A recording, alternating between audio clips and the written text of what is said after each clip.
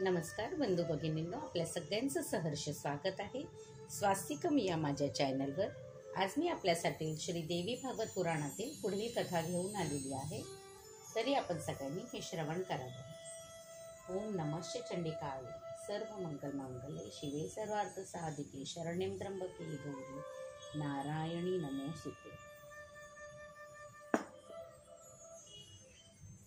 नैवेद्यं समर्पयामि नैवेद्यं समर्पयामि।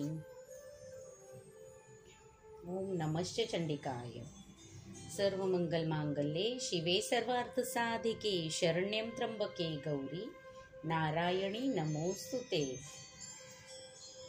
श्री गणेशाय नमः। श्री सरस्वतीभ्यो नमः।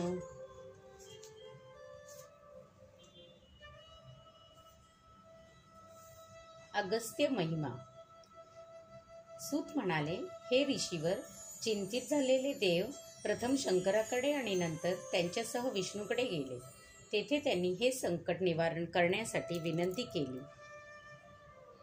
तेव्हा श्री विष्णू म्हणाले, जी जगताची आद्या, सर्वांना उत्पन्न करणारी तसेच कुलांना वाढविणारी देवी आहे, त्या भगवतीचे उपासक परमतेजस्वी पूजक असे अगस्त्य मुनी ह्यावेळी काशीमध्ये निवास करून आहेत।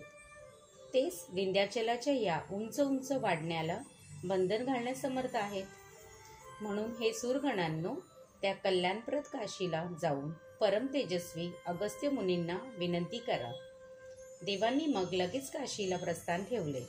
तेथे असलेल्या श्रेष्ठ अशा अगस्त्य मुनींच्या आश्रमात ते जाऊन पोहोचले।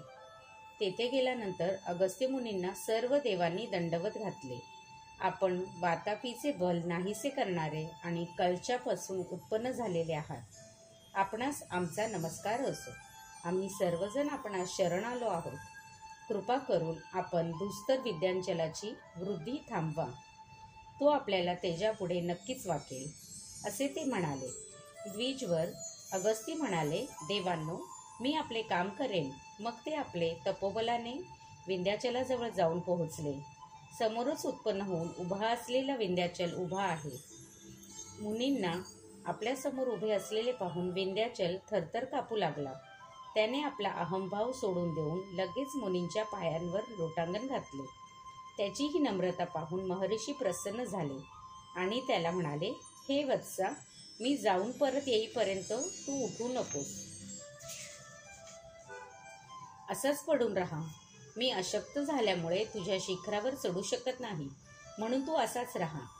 एवढे बोलून ते स्वतः दक्षिण दिशेला निघून गेले। त्यांनी मलयाचलावर आपला एक आश्रम स्थापन केला आणि तेथेच राहू लागले। हे शौनका, त्यावेळी विंध्याचलावर जी देवी प्रकट झाली ती मनुद्वारा पूजिली गेली आणि पुढे विंध्यावासिनी म्हणून प्रसिद्ध झाली, असे हे स्वयंभू मनुने पूजिलेले दैवत आहे। श्रीदेवीचे हे आद्य चरित्र आहे। श्रीदेवी पर्णमस्तु शुभं भवतु शुभं भवतु शुभं भवतु।